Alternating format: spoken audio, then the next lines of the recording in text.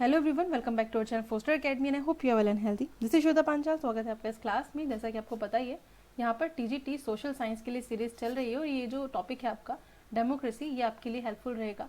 EMRS की preparation अगर आप कर रहे हैं तो DSSP की प्रिपरेशन अगर आप कर रहे हैं तो उसके लिए, या फिर कोई भी एग्जाम जिसमें कि ये वाला टॉपिक पूछा जा रहा है आपके लिए, स्टार्ट कर लेते हैं अपनी वीडियो। क्लास में हम सबसे पहले डिस्कशन करते हैं इंट्रोडक्शन का। तो इंट्रोडक्शन में मैंने जैसे आपको टॉपिक तो बता ही दिया है, डेमोक्रेसी से रिलेटेड ही सारी चीज़ें हैं और अब तक हमने जितने भी टॉपिक किए हैं सिविक्स में, कहीं ना कहीं आपको डेमोक्रेसी की कोई ना कोई फॉर्म या फिर डेमोक्रेसी कहीं ना कहीं किसी न किसी रूप में देखने को मिला ही है। ठीक है, तो डेमोक्रेसी एक्चुअली में होता क्या है, यानी लोकतंत्र है क्या। सबसे पहले तो यही देखते हैं। यहाँ पर एक छोटी सी डेफिनेशन आपको देखने को मिलेगी, ये है of the people, by the people and for the people. ये ऑफ, बाय एंड फॉर आपको ध्यान रखना है। ठीक है, अगर आपसे कोई भी डेमोक्रेसी की डेफिनेशन पूछ ले तो ये 3 वर्ड्स आपको ध्यान रखने हैं, बाकी सब तो सेम रहेगा। पीपल, ठीक है, हर किसी के बाद पीपल ही लग रहा है, यानी लोग। तो डेमोक्रेसी एक ऐसी सरकार है या एक ऐसा सिस्टम है गवर्न करने का या फिर शासन करने का, जिसमें जो लोकतंत्र है, जो शासन है, वो लोगों के हाथ में होता है। ठीक है, लोगों का ही शासन होता है, लोगों के द्वारा ही शासन किया जाता है और लोगों के लिए ही शासन होता है। तो ऐसा शासन, और अब्राहम लिंकन जो है उन्होंने दी थी ये, आप कह सकते हैं कि उन्होंने कही थी ये वाली बात। ठीक है, डेमोक्रेसी क्या है, of the people, by the people and for the people. तो यानी जो लोकतंत्र है उसमें शासन किसके हाथ में होता है, लोगों के हाथ में होता है, क्योंकि यहाँ पे लोगों का शासन होता है, लोगों के द्वारा शासन किया जाता है, लोगों के लिए शासन होता है। यहाँ पर ऐसा नहीं है जैसे कोई राजा या रानी, कोई किंग क्वीन आकर रूल करने लगे, नहीं, यहाँ पर डिफरेंट सरकार है, लोगों का शासन है, लोगों के बारे में यहाँ पर सोचा जाता है। नेक्स्ट हम देखेंगे डेमोक्रेसी में ये कुछ चीज़ें हैं, 4 पिलर्स ऑफ डेमोक्रेसी। इस पे हम क्या देखेंगे, क्या क्या चीज़ें हैं। अगर एक कंट्री डेमोक्रेटिक कंट्री है, ये लोकतांत्रिक कंट्री आप उसको बोलते हैं, जहाँ पर ये वाला जो सिस्टम है ये लाया गया है लोकतंत्र, तो वहाँ पर आपको विधान सभा देखने को मिलेगी, सॉरी विधायिका देखने को मिलेगी, लेजिस्लेचर यानी आपकी विधायिका। ठीक है, ये एक वो बॉडी होती है जो आपकी कानून बनाने का काम करती है। ठीक है, और दूसरे रूप में आप इसको खैर ये तो फेडरल सिस्टम के ऊपर डिपेंड करता है कि कितने किस तरीके से वहाँ पर सिस्टम है, लेवल पे अलग अलग, लेकिन एक नॉर्मल रूप में अगर हम देखेंगे तो कॉमनली विधायिका इसको बोला जाता है, यानी लेजिस्लेचर। फिर है यहाँ पर एग्जीक्यूटिव्स, ठीक है, जिसको आप कार्यपालिका बोलते हैं। क्या बोलते हैं, कार्यपालिका। जुडिशरी होती है आपकी न्यायपालिका। कानून बना दिए, सब चीज़ हो गई है, लागू हो गया, सब है, लेकिन उसको देखने के लिए कोई चीज़ होनी चाहिए, एक ऐसी बॉडी होनी चाहिए जो कि अगर कहीं गलत हो रहा है तो उसको आप कानून, ऐसा पहले होता था ना कि हाँ भाई कुछ गलत हुआ है तो राजा के पास उठाकर ले गए कि राजा डिसाइड करेगा कौन सही है कौन गलत है। लेकिन डेमोक्रेटिक कंट्री में एक अलग ही बॉडी है जुडिशरी, जिसके पास, जिसको संविधान में भी चीज़ें मेंशन की गई हैं कि संविधान में जुडिशरी का क्या वर्क होगा, क्या क्या चीज़ें जुडिशरी के अंदर आएगी अधिकार क्षेत्र में। ठीक है, ऐसा नहीं है कि जुडिशरी में किसी भी आदमी को आप लेके गए तो उसको सजा सुना दी जाएगी या फिर उसको जेल में डाल दिया जाएगा, नहीं। वो विटनेस देखेंगे, वो पूरे के पूरे क्या कहते हैं कि वो पता करने की कोशिश करेंगे, वकील होंगे, सब चीज़ें होंगी। और एक चीज़ और है कि ह्यूमन राइट भी होता है, यानी एक व्यक्ति का खुद का अधिकार होता है, उसको उसके ऊपर किस तरीके से कार्यवाही की जाए, ये भी संविधान में मेंशन है। ठीक है, उसके बाद है फ्री मीडिया। फ्री मीडिया का मतलब जैसे आजकल गोदी मीडिया वर्ड बहुत सुनने में आ रहा है, बहुत सारी वीडियोस भी देखने को मिलती है। तो मीडिया का मतलब यहाँ पर है कि एक ऐसी मीडिया जो कि फ्री हो, जिसके विचार एकदम फ्री हो और किसी के भी प्रेशर में आके वो अपनी न्यूज़ को ना पब्लिश करे। ठीक है, तो ये चीज़ बोली जा रही है यहाँ पर। तो डेमोक्रेसी के 4 पिलर्स हैं, अगर ये चारों ठीक तरीके से काम करेंगे, समझो डेमोक्रेसी वहाँ पर ठीक तरीके से चल रही है। अगर ये प्रेशर में है, यानी जो सरकार, जिस पार्टी की सरकार है या फिर जो पॉलिटिकल पार्टी गवर्न कर रही है, इस वक्त रूल कर रही है, उसके हिसाब से अगर ये चारों चल रही है, इसका मतलब वहाँ पर लोकतांत्रिक सरकार नहीं है, क्योंकि इनके अपने खुद के अलग अलग राइट्स हैं जो कि बिना प्रेशर काम करते हैं। ठीक है, तो ऐसी सरकार में डेमोक्रेटिक गवर्नमेंट वैसे अच्छी बोली जाती है। हम इस पूरे में यही डिस्कस करने की कोशिश करेंगे कि डेमोक्रेसी जो है वो किस तरीके से काम करती है, क्या सही है, क्या गलत है, क्या क्या तरीके हैं जिसके वजह से आप पता कर सकते हो कि कोई कंट्री लोकतांत्रिक है या फिर लोकतांत्रिक नहीं है। ठीक है, कौन कौन सी ऐसी चीज़ें हैं जो आपको ये डिसाइड करने में हेल्प करेंगी कि हम इस कंट्री को लोकतांत्रिक बोले भी क्या नहीं। ठीक है, आगे बढ़ते हैं। यहाँ पर हम देखते हैं लोकतंत्र का अर्थ। इसको बोला जाता है इंग्लिश में डेमोक्रेसी, यानी यूनानी शब्द डेमोक्रेशिया से बना है ये। यूनानी में डेमोस बोला जाता है, इसका अर्थ होता है लोग, और क्रेशिया का मतलब होता है शासन। तो एक तरीके से आप इसको पूरी डेफिनेशन के तौर पर अगर देखें तो आप बोलेंगे इस प्रकार डेमोक्रेसी जो है वो है लोकतंत्र है, लोगों का शासन। ठीक है, ये मैंने आपको पहले बता ही दिया है। यानी इसमें सबसे ज़्यादा इंपॉर्टेंट कौन है, पीपल, यानी लोग। ठीक है, उनसे मिलकर ही बनती है। लोकतंत्र की अगर हम विशेषताएं देखें, देखिए वैसे तो अगर इधर हम लोकतंत्र वाले इस वाले स्लाइड पर जाएंगे, फिर से कुछ और चीज़ें देखने की कोशिश करेंगे। हमने अब तो कुछ चैप्टर्स पढ़े हैं जिसमें नेपाल, श्रीलंका, बोलिविया और पोलैंड, काफ़ी सारे कंट्रीज़ के नेम आए हैं। इनमें से डेमोक्रेटिक कंट्रीज़ के नेम हैं। तो ये बोला जाता था कि वहाँ पर, और दूसरी तरफ हम चाइना की बात करें तो वहाँ पर भी बोला जाता है कि सबको ही ये राइट है कि इलेक्शन में पार्टिसिपेट कर सकते हैं। लेकिन जो ग्रास रूट लेवल है उस पर चाइना में क्या चीज़ थी, कम्युनिस्ट पार्टी थी, तो वो सब चीज़ें हम यहाँ पर पता लगाने की कोशिश करेंगे कि यहाँ पे इलेक्शन जो है वो एक सबसे ज़्यादा इंपॉर्टेंट चीज़ के रूप में देखा जाता है कि इलेक्शन है यानी लोगों को चुनने का यानी चुनाव करने का राइट मिला हुआ है। लेकिन ये राइट कहाँ तक कितने लोगों के हाथ में है, ये चीज़ देखने वाली होती है। ठीक है, तो गवर्नमेंट कैसी है, किंग क्वीन वाली है या फिर कैसी है, लोगों को राइट तो दिए गए हैं लेकिन वो अधिकार जो है वो यूज़ कर पा रहे हैं लोग या नहीं। तो यही हम देखेंगे डेमोक्रेटिक गवर्नमेंट के अंदर क्या क्या चीज़ होती है। तो विशेषताएं यानी ये न्यूनतम विशेषताएं इनको बोल सकते हैं, यानी मिनिमम ये चीज़ तो होनी ही चाहिए अगर कोई कंट्री लोकतांत्रिक है तो सबसे पहले विशेषता हम देखने की कोशिश करेंगे, लोकतंत्र शासन का एक रूप है जिसमें जनता शासकों का चुनाव करती है। यानी चुनाव करने का की जो पावर है वो एक लोकतांत्रिक कंट्री में लोगों के पास होनी चाहिए। देखिए कई बार क्या होता है, एक कार्टून भी आपकी बुक में दिया हुआ होगा जहाँ पर 3-4 लोग हैं और वहाँ पर एक उन्होंने एक हाथ में उनके बैनर टाइप है कुछ और वहाँ पर लिखा हुआ है डेमोक्रेसी। ठीक है, क्या लिखा है, डेमोक्रेसी। तो इसमें क्या है कि यहाँ पर दो तो हैं वो मिलिट्री के लोग नज़र आ रहे हैं आपको, तो वो कुछ ऐसे दिखाने की कोशिश की जा रही है जैसे कि लोगों को बोला जा रहा है कि आप इस व्यक्ति को का चुनाव कीजिए और उनको प्रेशराइज किया जा रहा है सेना द्वारा। ठीक है, तो कहीं ना कहीं ये लोकतंत्र का हनन है क्योंकि लोकतंत्र में लोगों को प्रेशराइज नहीं किया जाता कि आपको किसको वोट करना है, वो अपनी मर्जी से अपने हिसाब से जो उनके हित में चीज़ें होंगी उसके हिसाब से वोट कर देंगे अपने आप ही। ठीक है, तो लोकतंत्र की विशेषताओं में सबसे पहली जो बात है वो यही है कि जो शासक है वो कौन होगा।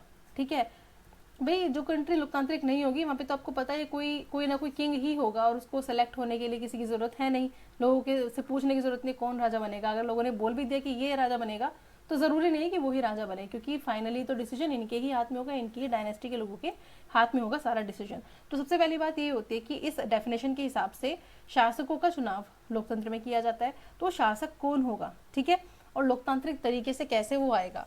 दूसरी बात, अगर बात आती है चुनाव की, तो क्या जो चुनाव हुए हैं उनको हम लोकतांत्रिक चुनाव कह सकते हैं। तीसरी अगर बात करें कि कौन लोग होंगे जो चुनाव करेंगे, क्या कोई सिलेक्टेड लोग होंगे, जैसे कि आपने पिछले चैप्टर्स जितने पढ़े टॉपिक्स उनमें देखा होगा कि कहीं कहीं पे तो राइट टू वोट जो है यानी अपनी सरकार को जो चुनने का अधिकार है वो सबके पास है ही नहीं। यहाँ पे सऊदी अरब की बात करेंगे हम इस वाले टॉपिक में, जब हम इलेक्शन की बात करेंगे तो राइट टू वोट सबको नहीं मिला था। कई बार जो स्टार्टिंग में आप फ्रेंच रेवोल्यूशन से देखेंगे या फिर अदर कंट्रीज में भी देखेंगे, सबसे पहले अगर आपको पूछ लिया जाए कि सबसे पहले राइट टू वोट सभी के लिए जो वोट देने का अधिकार है वो न्यूजीलैंड को दिया गया था। ठीक है, न्यूजीलैंड में आया था ये वाला right to vote for all यानी सभी के लिए। तो कुछ जगह पर था कि सिर्फ मेल्स को दिया गया था अधिकार, और वो भी जिनके पास प्रॉपर्टी थी यानी प्रॉपर्टी होल्डर्स, और फीमेल को अधिकार नहीं दिया गया था, जिनके पास प्रॉपर्टी नहीं थी उनको अधिकार नहीं दिया गया था। फिर पढ़े लिखों की बात आती है, उनको अधिकार दिया गया, बाकियों को नहीं दिया गया। अमीर गरीब के बीच में डिफरेंस लाया गया। तो ऐसे करते करते करते साल दर साल चीज़ें बदलती गई। ठीक है, और चेंजेस आते गए, लेकिन ऐसा नहीं था कि कुछ कंट्रीज में महिलाओं को वोट नहीं दिए गए। ठीक है, तो ये सब चीज़ें बताती हैं कि वो कौन लोग होंगे जो डिसाइड करेंगे कि कौन सा शासक आएगा यानी कौन सी सरकार आएगी। ठीक है ना।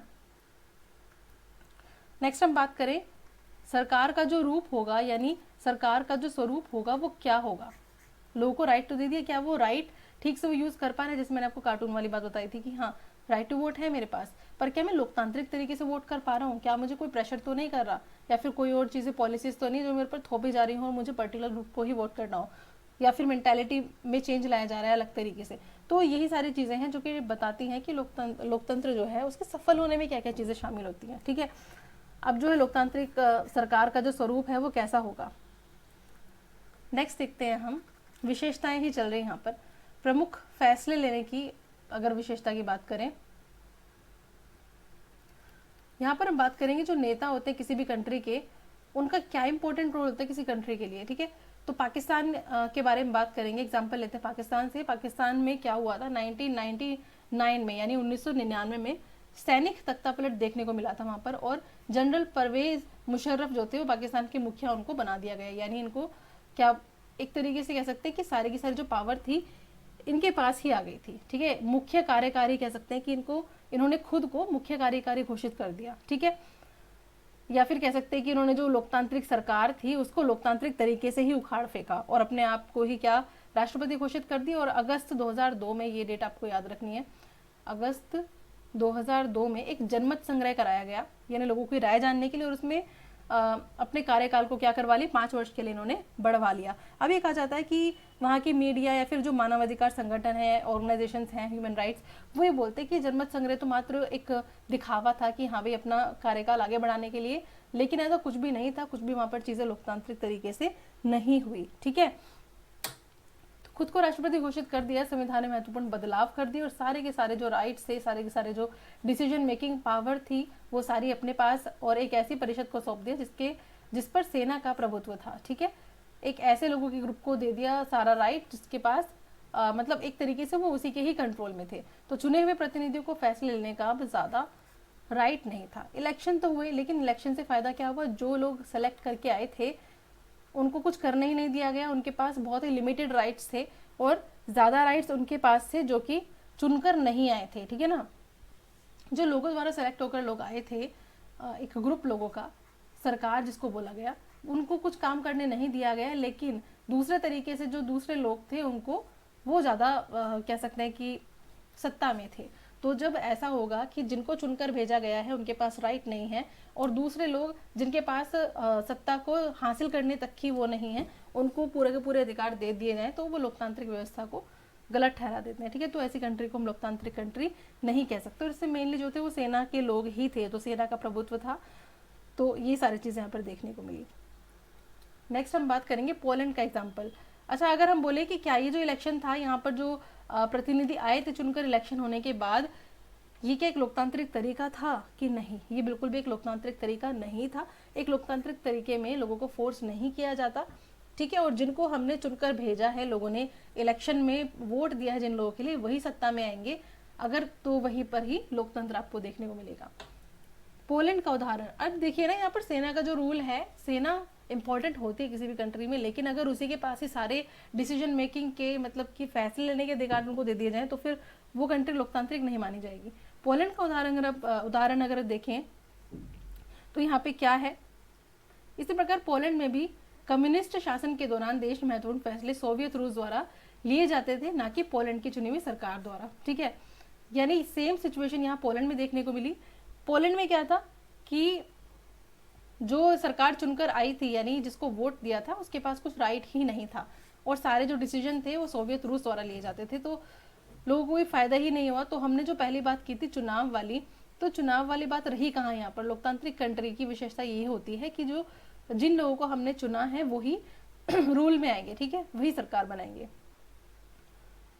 और किसी कंट्री के लिए अच्छा या बुरा क्या है वही डिसीजन लेंगे।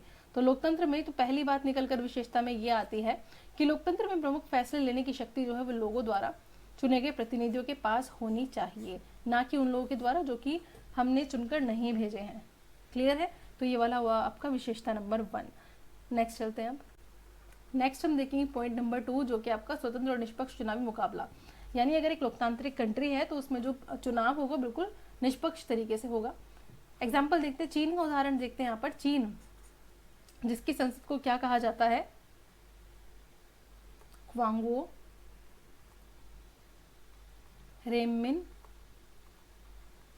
दाइवियाओ या फिर राष्ट्रीय जनसंघ। ठीक है, चीन की जो संसद है उसमें हर 5 साल बाद चुनाव होता था, नियमित चुनाव, यानी होते ही हैं चुनाव।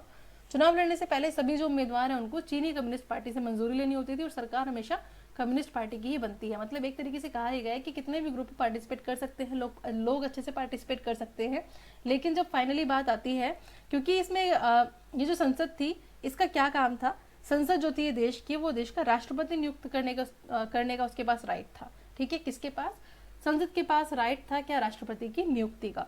तो लेकिन ऐसा बोला गया है कि लगभग चीन में 3000 से ज्यादा लोग क्या कहते हैं पार्टिसिपेट करते हैं, मतलब सरकार के अंदर होते हैं, सदस्य होते हैं। लेकिन इसमें देखा गया चीन में कि जो चुनाव है उसमें सेना का भी काफी इंपॉर्टेंट रोल देखा गया है। कुछ जो लोग थे, कुछ जो मेंबर्स थे, वो सेना द्वारा भी भेजे जाते थे। तो तो इसलिए बोला गया है कि जो उम्मीदवार थे उनको परमिशन लेनी होती थी चीनी कम्युनिस्ट पार्टी से। अब इनसे परमिशन लेने का मतलब है कि इनको जो पार्टी सही लगी वो इन हो जाएगा, नहीं तो आउट हो जाएगा।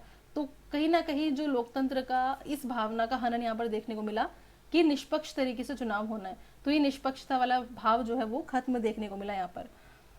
तो यहाँ पर कम्युनिस्ट पार्टी ही मेनली सत्ता में आती है। नेक्स्ट एग्जाम्पल देखेंगे, मैक्सिको का उदाहरण देखते हैं। मैक्सिको जो है वो नॉर्थ अमेरिका की एक कंट्री है, और यहाँ पे क्या दिक्कत हुई थी कि मैक्सिको में हर 6 साल में राष्ट्रपति चुनाव होते हैं। वहाँ कभी तानाशाही या फौजी शासन की स्थापना नहीं हुई, लेकिन हर बार एक पार्टी है जिसका नाम है PRI, ठीक है, PRI। इसका ही बोलबाला देखने को मिला है, इसका ही प्रभुत्व देखने को मिला है, यानी इंस्टीट्यूशनल रेवोल्यूशनरी पार्टी भी इसको बोलते हैं।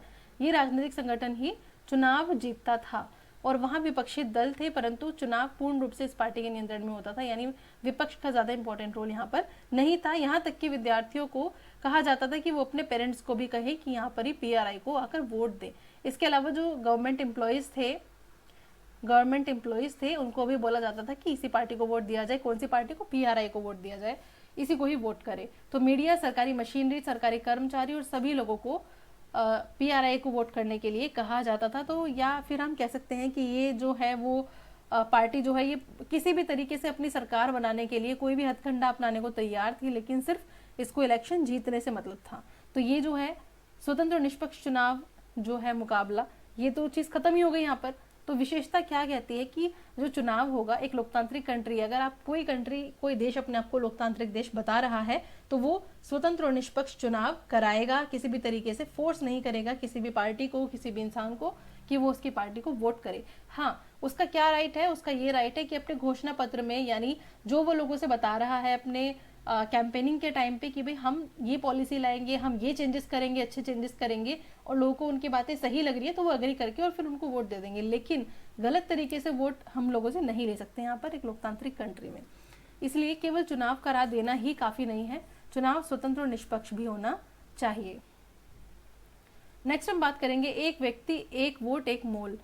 इसमें क्या बोला गया है? हालांकि विश्व के ज्यादातर जो लोकतांत्रिक देश है वहां पर सार्वभौमिक वयस्क मताधिकार के सिद्धांत को स्वीकार किया गया है, यानी वोट जो है वो सभी के लिए है, चाहे किसी भी वर्ग का हो, चाहे अमीर हो, चाहे गरीब हो, ठीक है। जो एक इन्होंने एज डिसाइड करी, हमारे इंडिया में 18 साल है एज डिसाइड की है, इस एज के सभी मेल फीमेल और किसी भी तरीके का उनका कलर हो या फिर वो पढ़े लिखे हो या फिर नहीं पढ़े लिखे हो, सभी को अपनी राय देने का अधिकार है। उस राय देने के अधिकार को कहते हैं राइट टू वोट।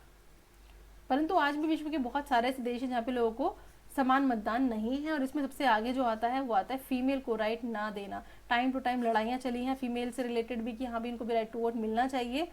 और फीमेल क्यों, मेल को ही अधिकार बहुत टाइम बाद मिले हैं, सभी मेल को अधिकार, यानी जितने भी मेल थे सभी को राइट टू वोट नहीं था, धीरे धीरे ऐड किया गया। जो कंडीशंस हैं वो लिमिटेशंस जो हैं वो हटाई गई, ठीक है। चलिए आगे बढ़ते हैं। यहाँ पे एक एग्जाम्पल सऊदी अरब का है, मैंने आपको तभी बताया था।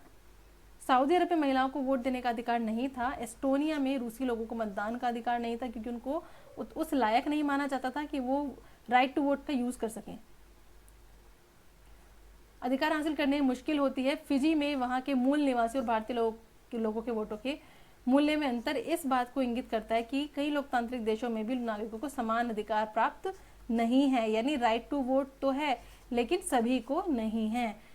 किसी व्यक्ति को किसी व्यक्ति से कम बताना ही क्या है कि राइट टू वोट का हनन करना है, कि ये व्यक्ति पीछे है और इस व्यक्ति की ही बात सुनी जाएगी, और क्योंकि ये व्यक्ति सर्वश्रेष्ठ है इसलिए इसको ये राइट टू वोट दिया जाएगा। तो इस बिहाफ से ये चीजें काम करती हैं, ठीक है। इस तरीके से इनका जो तर्क होता था वो ये होता था। अपने आप को बेहतर बताने की जो प्रवृत्ति है वो ही इंसान को कहीं ना कहीं पीछे लेके जाता है। कहीं भी आप विकास होता हुआ देखेंगे, यानी अगर आप जब आप प्रगति देखेंगे तो आप सबको साथ लेने की बात ही उसमें शामिल होगी। तो सेकंड पॉइंट में आपको क्या कहा जा रहा है कि हर वयस्क नागरिक का एक वोट होना चाहिए और हर वोट का एक समान मूल्य होना चाहिए, यानी अमीर गरीब कैसा भी हो, किसी भी तरीके से उसमें भेदभाव नहीं करना चाहिए राइट टू वोट। जब हम देखते हैं कानून का राज और अधिकारों का आदर, यानी अधिकारों का सम्मान। इसका एग्जाम्पल लेते हैं हम, एक कंट्री है जिम्बाब्वे। कहाँ की कंट्री है ये? अफ्रीकन कंट्री है, ठीक है, जिम्बाब्वे। और यहाँ पे क्या सिचुएशन हुई थी, 1980 में आज़ादी प्राप्त होने के बाद ज़्यादातर समय रॉबर्ट मुगाबे का शासन रहा है। वह एक लोकप्रिय नेता रहे, परंतु चुनाव जीतने के लिए हर प्रकार के मीडिया और न्यायपालिका और उस संस्था को दबाया है, उसको प्रेशराइज किया है जिन्होंने इसकी सरकार का विरोध किया है। इस प्रक्रिया में कई बार लोगों में बुनियादी अधिकारों का अतिक्रमण भी देखने को मिला है। यहाँ भी बोला गया है कि राष्ट्रपति जो है उसकी आलोचना की गई है और यहाँ के राष्ट्रपति रॉबर्ट मुगाबे, इनको बोला गया है कि इन्होंने सारे के सारे वो हथकंडे अपनाए जिससे ये अपना भला कर सकते थे, और यहाँ तक कि संविधान में चेंजेस करके इन्होंने राष्ट्रपति के खिलाफ कोई बोल नहीं सकता, उसकी कोई आलोचना नहीं कर सकता, इस तरीके की चीजें भी वो लेकर आए यहाँ पर। ठीक है, तो इस तरीके से कह सकते हैं कि कहीं पर लोकप्रिय नेता भी होते हैं, लेकिन जरूरी नहीं है कि वहां पर लोकतंत्र भी देखने को मिले। कई बार अलोकतांत्रिक तरीके से भी चीजें होती हैं। तो लोकतांत्रिक देश वही होगा जहाँ पे विपक्ष देखने को मिलेगा, और इस कंट्री में जिम्बाब्वे में इस वक्त विपक्ष देखने को नहीं मिला, और मोस्टली इन्हीं का ही यहाँ पर रूल रहा था। ठीक है, अब ये जो थे रॉबर्ट मुगाबे, इनका आना कैसे हुआ यहाँ पर, इस कंट्री में इतना ज़्यादा इनका दबदबा कैसे बना, क्योंकि एक ग्रुप था जानू पीएफ, ठीक है, इसके लीडर हैं ये रॉबर्ट मुगाबे। तो इस ग्रुप की वजह से ही आज़ादी में लोगों को हेल्प मिली थी। तो आपको याद हो तो हिटलर वाला सीन क्या हुआ था, हिटलर ने भी क्या चीज़ की थी, हिटलर ने भी पहले लोगों का विश्वास हासिल किया और स्टार्टिंग में कुछ पॉलिसीज़ बनाई ताकि, अब क्योंकि वर्ल्ड वॉर का टाइम था तो लोगों को काफ़ी ट्रस्ट भी हुआ, लेकिन एंड में क्या हुआ, डिक्टेटरशिप स्टार्ट हो गया और उसने वही किया जो वो करना चाहता था। तो यही था कि आज़ादी के समय में एक ग्रुप था जिसने काफ़ी हेल्प की थी लोगों की और आज़ादी दिलाने में हेल्प की थी, तो वो आगे आया, तो फिर वो भी अपने मनमाने तरीके से फिर काम करने लगा। क्योंकि पावर जब किसी के पास जाती है तो कुछ लोग पावर का मिसयूज़ कर जाते हैं, कुछ लोग पावर को संभाल पाते हैं, तो पावर को संभालना ज़्यादा ज़रूरी होता है। अतः ज़रूरी है कि सरकार नागरिकों को कुछ बुनियादी अधिकारों का आदर करे और उनकी सोचने की, राय बनाने की और सार्वजनिक रूप से अपने विचार व्यक्त करने का जो संगठन बनाने की शक्ति है उसको ना छीने। ठीक है, जहाँ कहीं भी प्रेशर ग्रुप यानी एक बोलते हैं आप ऐसे दल जो कि सरकार की पॉलिसीज को कह सकते हैं कंट्रोल करने का काम करते हैं, और सरकार कहीं गलत चल रही हो तो उसका विरोध कर सकते हैं, आंदोलन कर सकते हैं, ये सब चीज़ें स्ट्राइक वगैरह कर सकते हैं, ये सब के लिए ये प्रेशर ग्रुप्स होते हैं। इसी प्रकार एक लोकतांत्रिक सरकार में सिर्फ इसी कारण से मनमानी नहीं कर सकती कि उसने चुनाव जीता है, बल्कि उसे अल्पसंख्यक समूहों को दी गई गारंटियों का भी आदर करना होगा। यानी हर तरीके से लोकतांत्रिक सरकार में लोगों के बारे में सोचना पड़ता है और लोगों के बारे में सोचना चाहिए भी। इन परिभाषाओं का सारांश, अब देखिए पहली चीज़ क्या है, लोगों द्वारा चुने गए शासकों द्वारा ही प्रमुख फैसले लिए जाते हैं। दूसरा है चुनाव लोगों के लिए निष्पक्ष होना चाहिए और विकल्प भी उपलब्ध होने चाहिए। ये भी हमने एग्जाम्पल के थ्रू देखा था। हमने देखा कि किसी एक पार्टी के पास, जैसे कि चाइना था, तो चाइना में कम्युनिस्ट पार्टी ही मेनली दबदबा बनाए हुई थी, तो वहाँ पे और हमारे पास ऑप्शंस होने चाहिए, क्योंकि ऑप्शंस का होना ही लोकतांत्रिक व्यवस्था का सही तरीके से मौजूद होना होता है किसी कंट्री में।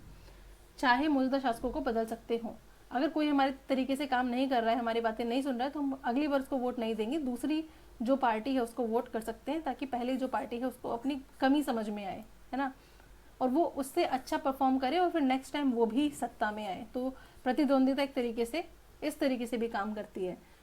यह विकल्प और अवसर सभी लोगों को समान रूप से उपलब्ध होना चाहिए, और इस चुनाव से बनी सरकार संविधान द्वारा तय बुनियादी कानूनों और नागरिक अधिकारों के दायरे को मानते हुए काम करती है। ऐसा होना चाहिए यहाँ पर।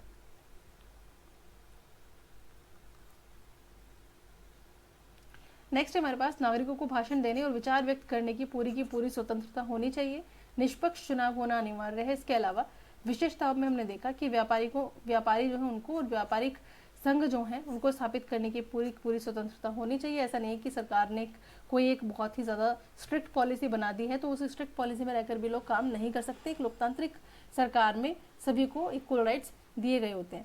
प्रेस को पूरी आज़ादी होती है, यानी अगर सरकार गलत चल रही है तो सरकार के अगेंस्ट आलोचना भी की जा सकती है। अगर ऐसा नहीं है तो समझो कि वहाँ पर लोकतांत्रिक सरकार नहीं है। अब देखिए लोकतंत्र के खिलाफ तर्क में क्या बोला गया है, अस्थिरता। लोकतंत्र जो है, अगर किसी भी देश में लोकतांत्रिक व्यवस्था आती है यानी डेमोक्रेटिक सरकार बनती है, तो ऐसे में जो नेता बदलते रहते हैं, उनके बदलने की वजह से जो है देश में अस्थिरता बनी रहती है। उनका कहना यह है कि अगर एक ही पार्टी होगी और एक ही तरीके के लोग होंगे वहाँ पर, तो लोग हैबिचुअल हो जाएंगे उस चीज़ के। और दूसरी बात ये है कि क्यों नेता नहीं बदलेगा, तो वो जो पहले पॉलिसी उसने चलाई है उनको वो चलाता रहेगा। आप अक्सर देखते होंगे कि एक नेता आया है, उसने अलग पॉलिसी बनाई है, फिर दूसरा नेता आया दूसरी पार्टी का, उसने उस पॉलिसी को खत्म करके अपनी कुछ पॉलिसी बनाई। तो ये जो लोकतंत्र के खिलाफ तर्क दे रहे हैं, इसे बोला गया है कि नेताओं के बदलने से अस्थिरता यानी स्टेबिलिटी तो आती ही नहीं है, फैसलों में देरी होती है। लोकतंत्र का मतलब है सिर्फ राजनीतिक लड़ाई और सत्ता का खेल। इन्होंने बोला है कि कोई डिसीजन अगर लेना हो तो उसमें देरी चलती रहती है इस व्यवस्था में, यानी लोकतांत्रिक व्यवस्था में। नैतिकता की कोई जगह नहीं है लोकतंत्र में, ऐसा बोला गया है। लोकतांत्रिक व्यवस्था में इतने लोगों से बहस और बहुत सारी चर्चा करनी पड़ती है कि हर फैसले में देरी हो जाती है। फैसले में देरी का रीजन क्या बताया गया है कि क्योंकि इसमें सबको इक्वली देखना होता है, सबसे इक्वली डिसीजन मेकिंग पावर सबके पास होती है, तो सबका कोऑर्डिनेशन बैठाने में इतना टाइम लग जाता है कि फैसले में बहुत देरी आ जाती है।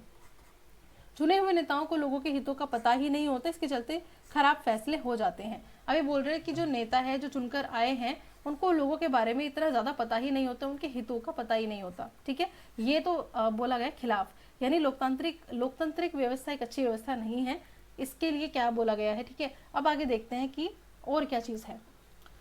लोकतंत्र में जो चुनावी लड़ाई है महत्वपूर्ण और खर्चीली होती है, यानी लोकतंत्र जहां पर होगा वहां पर खर्चा ज्यादा है और इससे भ्रष्टाचार बढ़ता है।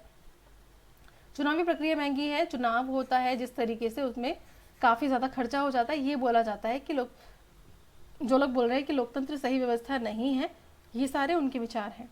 फिर है सामान्य लोगों को सरकार चुनने का फैसला लेने में कठिनाई होती है। सामान्य लोग जो है उनको पता ही नहीं होता कि उनके लिए क्या चीज सही है और क्या चीज गलत है, इसलिए वो जो जिनको सरकार में बैठा देते हैं, जिनको अपना प्रतिनिधि वो चुनते हैं, वो कई बार उनका फैसला सही नहीं निकलता।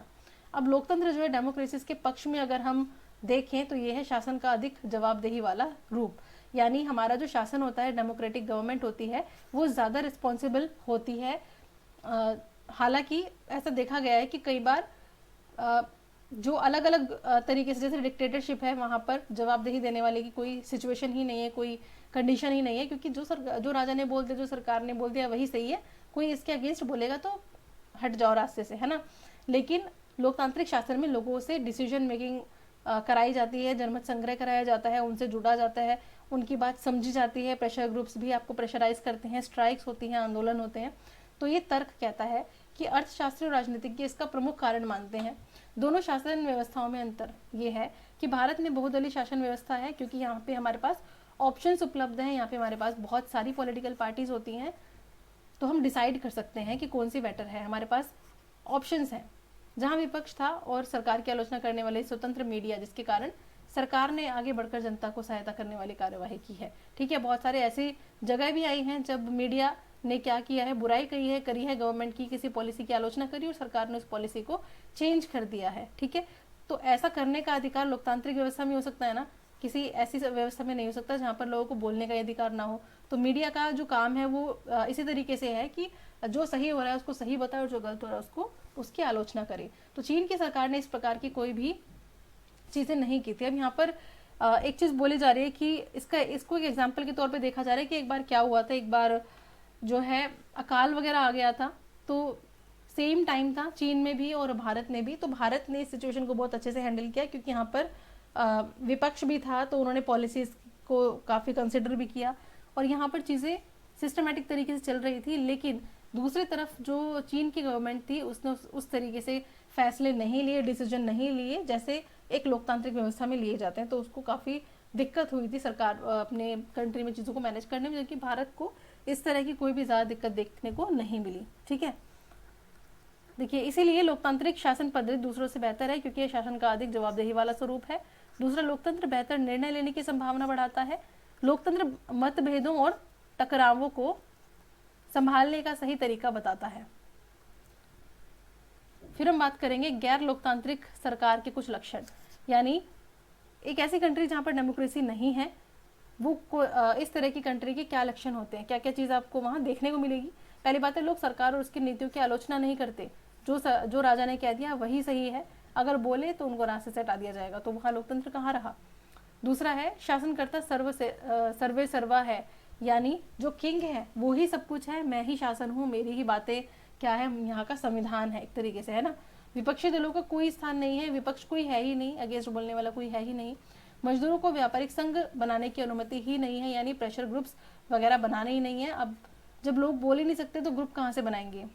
प्रेस को पूर्ण आज़ादी नहीं है, प्रेस भी वही बोलेगी, यानी मीडिया भी वही पब्लिश करेगी जो राजा चाहती है, वही बोलेगी जो चाहते हैं, मतलब उनको किसी चीज़ के अगेंस्ट जाने का कोई राइट नहीं है।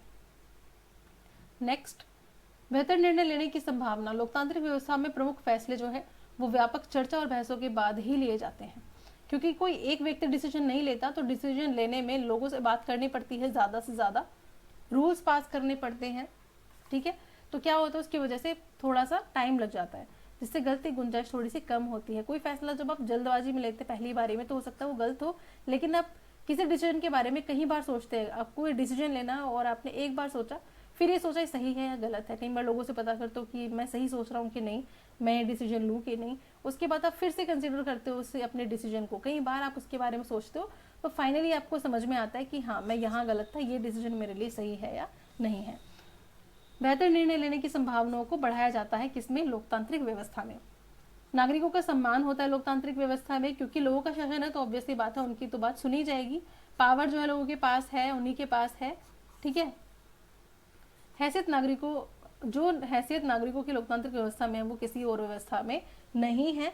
हालांकि वो तो अगर हम क्रिटिसाइज करें तो वहां पे अलग मैटर आ जाएगा लोकतंत्र का, लेकिन जो एक बोला गया है कि लोकतंत्र में ये चीज़ें होनी चाहिए, उसमें नागरिकों को सबसे ज़्यादा इंपॉर्टेंस दी जाती है। इसलिए हमारे पास कुछ फंडामेंटल राइट्स भी हैं लोगों से रिलेटेड, जिसमें कि हमें राइट टू लिव भी है, यानी हमें जीने का अधिकार, जीवन का अधिकार भी है, पढ़ने का अधिकार है, स्किलफुल बनने का अधिकार है, तो ये सब हमारे लिए ही तो है, तो ये नागरिकों का सम्मान हुआ। इसके अलावा मैंने आपको कोर्ट वगैरह के बारे में बताया था कि जो डिसीजन है ऐसे नहीं लिए जाते, किसी भी व्यक्ति को सजा सुना दी और जेल में डाल दिया, उसके खुद के भी अपने कुछ राइट हैं, हर किसी को आप अपराधी नहीं कह सकते।